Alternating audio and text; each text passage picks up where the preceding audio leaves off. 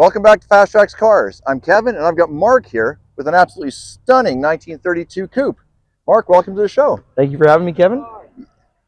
Appreciate it. Well, there's a prime example of what happens when you have a car like this. People drive by or ride by and they yell, "Great car." And it is, Mark. It's a wonderful car. Right now I'm in the beautiful Kelowna, Okanagan. We're actually in Vernon right now. Mark took me for a nice drive. Yeah, we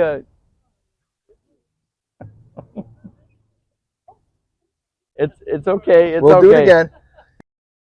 Right now I'm in beautiful Kelowna, British Columbia. I'm actually in Vernon right now. We took a drive from Kelowna to here. Yeah. Had some good pizza. Thank you very much for that. Went on a little road trip. Yeah. Yeah. Got to drive in a beautiful hot rod, which, I mean, if you haven't done it somehow in your life, figure out how to do that. It's an experience and a half. Mark, welcome to the show and tell me about your car. Thank you for having me, Kevin. This is awesome. The car just basically came together over a 10-year period, and it took a lot of years to build and manufacture parts for it because everything was so custom with it. But as you can see, it was a labor of love, but it's worth it. Yeah. Let's go to this piece by piece. There's a lot of work you put into this car. Yes. I want to make sure we get it all. All right. Starting with, started out as a 32 Coupe. Yeah. And you chopped the top. What was it like chopping the top on a car like this? The fear, the pleasure, everything goes into that. Well, I think I was a little worried about what my visibility through the windshield was going to be. Yeah, of course. But it does work out really well. I mean, of course, when the roof got chopped, I just want to make sure that my head wasn't hitting the roof, and so you end up lowering the seat to account for that, and start adapting the interior to compensate. But at the end of the day, you just want a good driving car that's comfortable, and you need to be able to see directly out the windshield. And there are no blind spots on this car. I've got mirrors. I've got a nice back window in this. I've got side windows and side glass, and also a windshield that gives me lots of visibility. So the roof was chopped and brought right down. So it is a 32 Ford 3 window, but their dimensions have been stretched and changed, and the top part of the car has been brought in, so it does make it very unique to other 32s. The roof line was one of the most defining factors of this car, just getting it to flow on the highway. Absolutely. And have a real sort of aggressive stance to it. Yeah. And I still wanted it to be aerodynamic. Absolutely. Yeah. Absolutely. Well, you got a lot of power in that car. Tell me about a little bit of the engine here. What you got in here?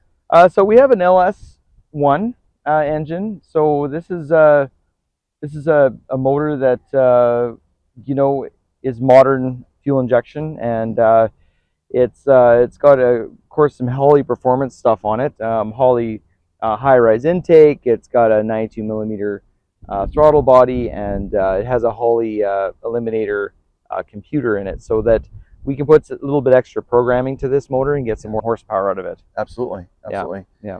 Now let's go back a little bit. Let's talk about when you first got the car. What drew you to this particular type of car? Okay, so yeah, it's amazing. I in my 20s and 30s, I was drawn to hot rodding, and I had a C10 pickup, which was really a neat truck for me. I lowered it 9 inches. I had twin turbo chargers on it, and it was a fast truck, and it was really cool. And yet I could still take stuff to the dump in it if I wanted to, so it was sort of practical at the time. But as the years sort of started going by, I thought to myself, if I was going to build something, what would be the ultimate hot rod for me? And of course, it comes back to the 32 Ford Coupe, which is very iconic. Absolutely. And so I started taking the steps to work towards that, and trying to source a body, and try to source some factory sheet metal parts for a 32. What ended up happening was I ended up buying a very custom body that I could then massage into what you see now, which is a very custom 32. The profile of this car is actually very unique because it's got the trunk deck of more of a 33, Right. 32's got quite the bobtail on it, and this one has a nice, very flowy rear trunk deck. So, but the modern motor called for a better suspension setup for better handling. Then it was power steering, power brakes. To go alongside of the fuel injection, you put a lot of power to the ground with a car like this. You need to be able to handle it. Of course. So, a lot of unique modern components were put to the chassis, and then the suspension, and then the braking and steering. Absolutely. Yeah. Mark, tell me what's like to drive a car like this and own a car like this, and what's it like to drive this on the road in public? Obviously, you get a lot of stares. People keep looking at it and yelling, "Nice car." We've had to do many takes for that. Well, it's just it was quite the car to build, but then you need to learn how to drive it. Yeah. I mean, every car has got certain defining features that you got to learn the blind spots and that sort of thing. This car was built with an aggressive look, but it was also built with a lot of safety in mind. And there are very few blind spots. It has great mirrors for seeing on the highway, for lane changes and that sort of thing. And it just really is a labor of love. These are the little hidden features that mean a lot to me, that make it my custom car.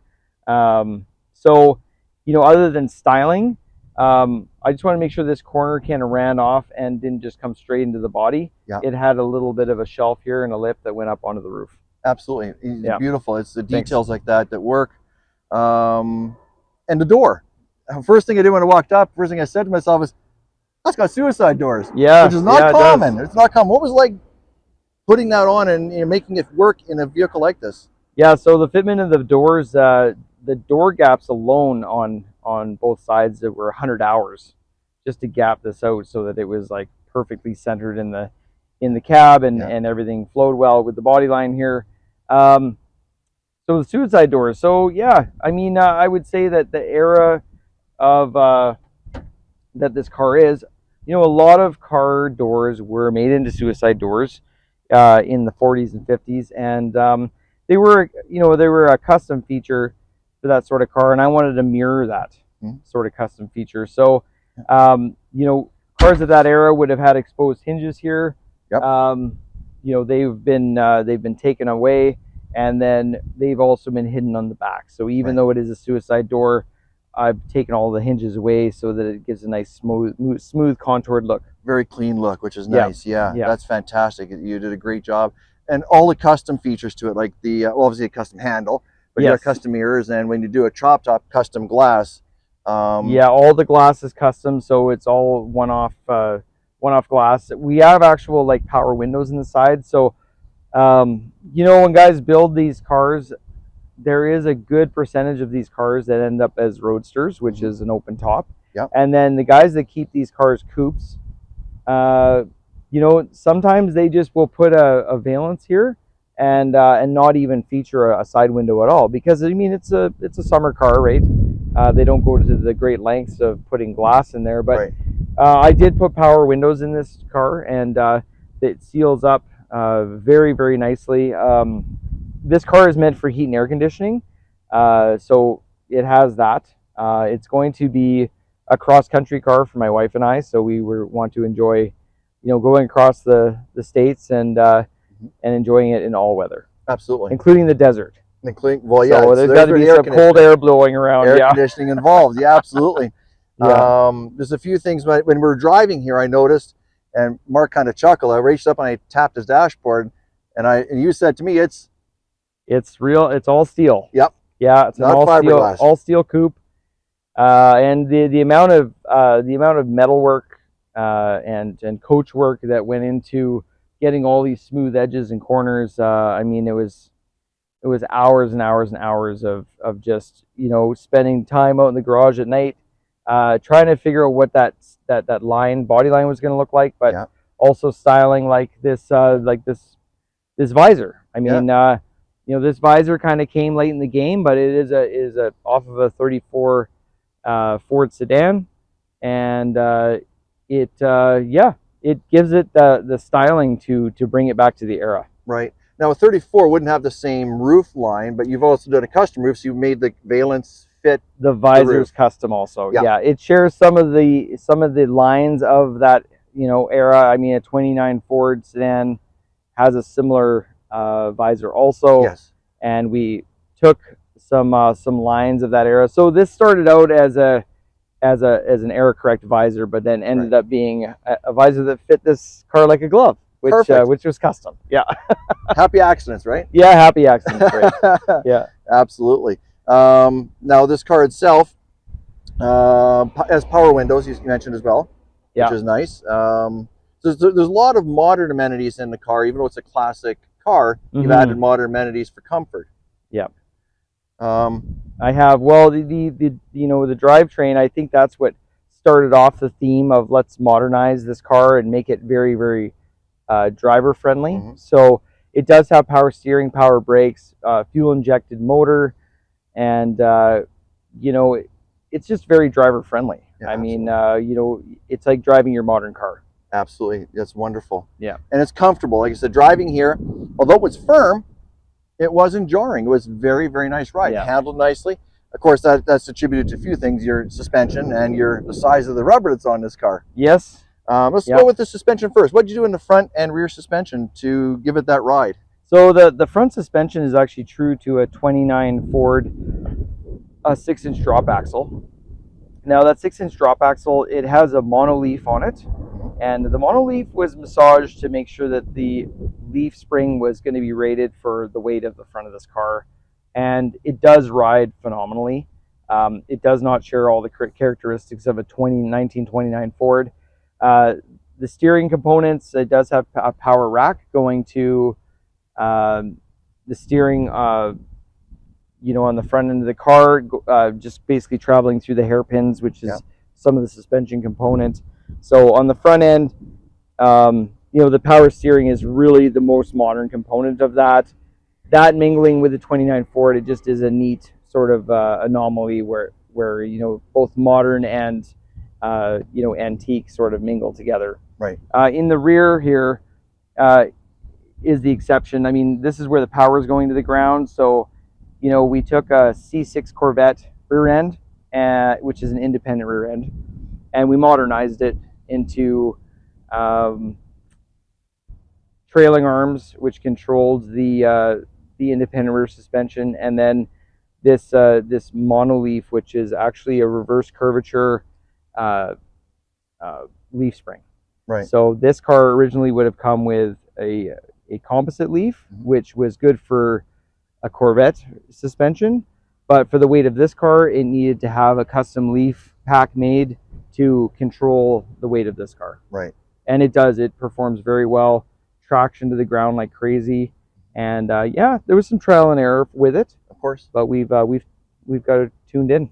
And the monoleaf in the back is fairly, you said they're fairly thin.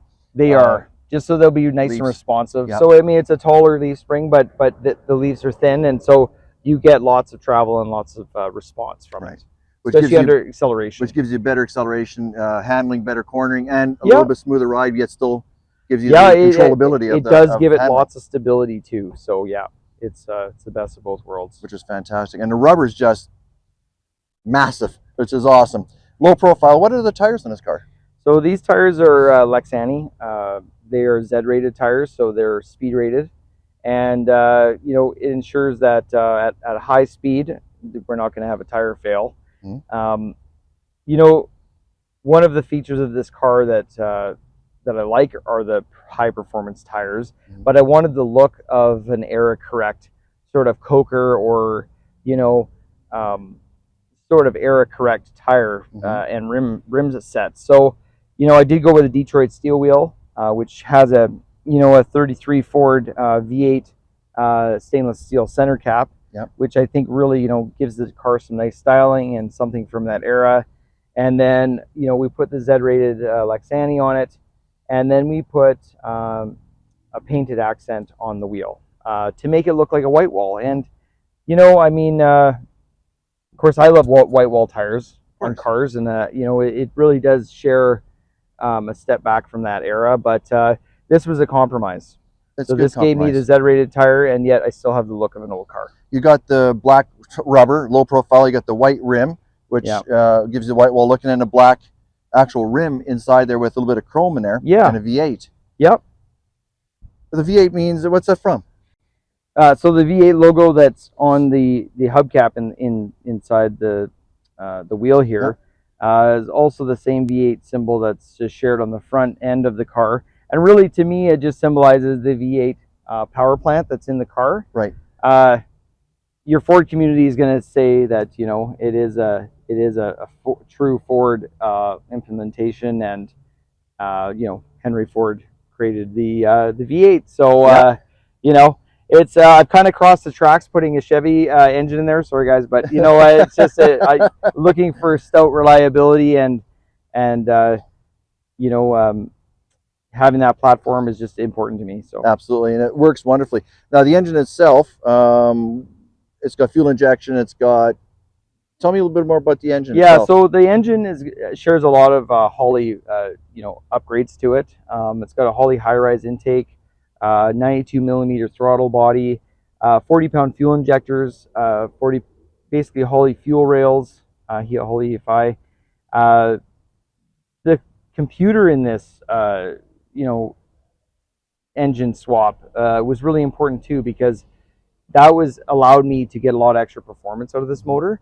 So it has a Holley Eliminator computer, and so there was a lot of programming and performance that was able to be put to this motor also.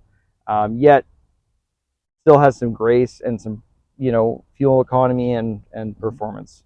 Absolutely. Yeah. And the header's coming off this exhaust system. Tell me a little bit about that. You've got an exhaust here and you got an exhaust in the back too.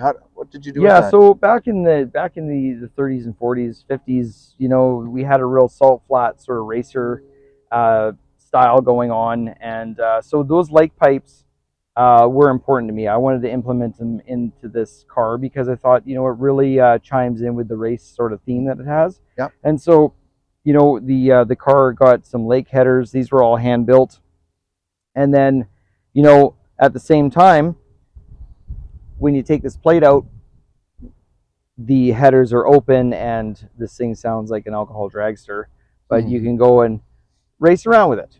And when you want it to be quiet, there's a full MagnaFlow exhaust system that exits right here on the car, and you get that nice sweet hum, and it has all the performance, but it's respectable in traffic. Right. Yeah. And so it gives you the sound of a muscle car. Yes, a hot rod. Sure does. But when you're driving down the road and you don't want to have that, you can take it off and tone it down just a little bit, make it a little bit more. Yeah, just a little more user friendly. Go get groceries or. Absolutely. Wait, if you're going on a long road trip, that's when you want the quiet car. Yeah. So you can listen to music, and you can kind of just idle down the highway, and it's not going to be too bad over lots of miles. Absolutely. Right? Yeah. Perfect. Now you've got exposed rods here. Tell me a little bit about what it was like to set this up. Yeah, that is a hairpin, and so the hairpin suspension. This car is wider than your conventional Model T or 32 Fords. So because of that, some of this needed to be widened, which called for some custom pieces to be built in plate for this front end to make it all work. And that is just all part of building a custom car, is to build things safely and implement them so that they're over-engineered. Absolutely. Yeah. Absolutely. Yeah.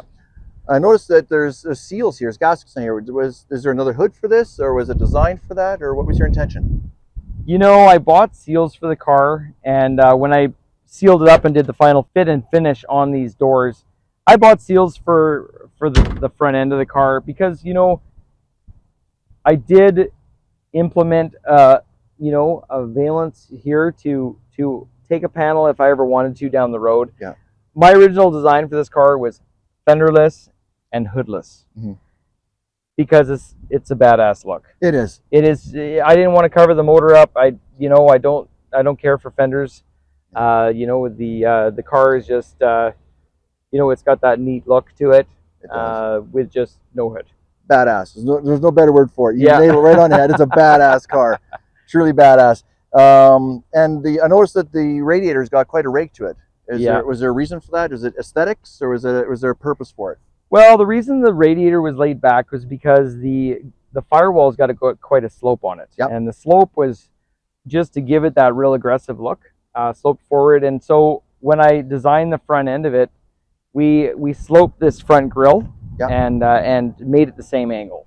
Okay. And really, it was just to make sure that the car flowed and we had that same racy looking, combination. Absolutely. Yeah. Absolutely. And on the interior here, let's go back to the interior real quick here. On the interior, you've got modern amenities like power windows, air conditioning is going in it, and heat and everything else. Yeah. But the doors are very, very unique. I'll show you guys. Look at these doors. I'm gonna open it real quick here and give you an idea what this looks like. There's murals on the inside of these panels. What was it like to put these murals on here? What was the choice for these murals? Well, the murals are iconic for me. I wanted to give it some real nostalgic implementation on the images in this car. And I mean, really, when I was making choices for the interior of this car, I wanted it to have upholstery, but I didn't want it to have a ton of upholstery. I want to still showcase the metal work and the time that was put into putting this car together. So, this image here is first race day on the iconic Race of Gentlemen New Jersey race, and it is it's a side-by-side drag race that happens every year on the sands of New Jersey right on the ocean. So I thought that was neat, and the car may end up there one day. But one thing that is exclusive to that race is that you really need to have era correct parts on the car, which is fine. This is a racer. Those were race cars of the era. It's a neat combination. Absolutely. And the other mural in there, it's a train. Yeah. What's that mural about? What was the choice on that one? So that mural is just this thing is a real night train. It's a fast car, and it's got sort of so it's kind of a dark horse. So I thought that the picture of the coupe racing the train was again just a neat image of imagining yourself in this car driving it yourself and racing a train. That's which fantastic. Was just some really old iron, right? And honestly, when I was riding in the car, my leg was there, so I didn't actually see the coupe at the bottom there. Yeah. I saw the train. That's a little hint there. It's a little Easter egg, as they say. Yeah. That's brilliant. Yes, thank you. Brilliant. And now the transmission tunnel that's in this car, it's quite large. What was the transmission you put in this car? Well, I put a 4L60 in this car, and the reason for that is because you need to have something stout behind an engine like this. I tried to put smaller transmissions in this car and realized I was going to compromise performance. Yeah. And so what this was a merge of performance and comfortability for the driver and passenger. So, the tunnel is fairly large in this car, and yet the reason that you see the transmission tunnel at all is because the cab is recessed onto the chassis so far down. So not only has the car been chopped, but the body's been lowered. And lowered to what ground clearance? 4 inches. 4 inches. That's a low ride. It is a low ride, but it's a safe 4 inches. And, I just drive it smart, and she gets me around. You have to have that hot rod. It has to be low. Yeah. It has to have side pipes. It should. It has to have certain things. You've got them all in here. You got them all. Yeah, thank you. Now, this car, it runs on regular pump fuel, correct? It does, yes. Okay. Obviously high octane. Yes, high octane, yeah. The fuel cell is right here, fuel cap. Is that era correct? It is not, but it is sort of a race style implementation that gives the car a cool race look.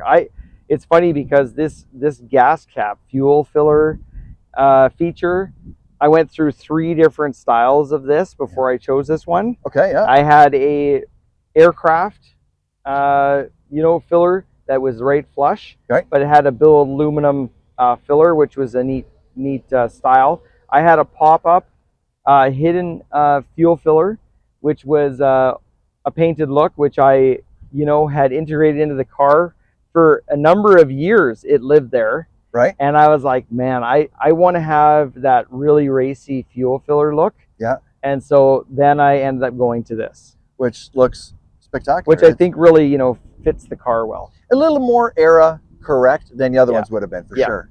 I think sure. so too. And no bumper on the back, no bumper on the front, obviously. That would ruin the look, obviously. Yeah, I just didn't want it taken away from the clean lines of the car. Yeah. Right. Beautiful bodywork. The paint itself, it's metallic flake in there. It is a metallic flake, and it really gives that. You know, when I had the car in bare steel and I was about to paint it, part of me wanted to keep that sort of, you know, bare steel look without actually having bare steel. So that's when the high metallic silver paint came to be. Yeah. And then of course, you know, the black panel on the side matches these nice black wheels, and it gives it that real racer look again. A nice pinstripe is there as well. I think we covered everything. Thank you very much. Thank you for having me, Kevin.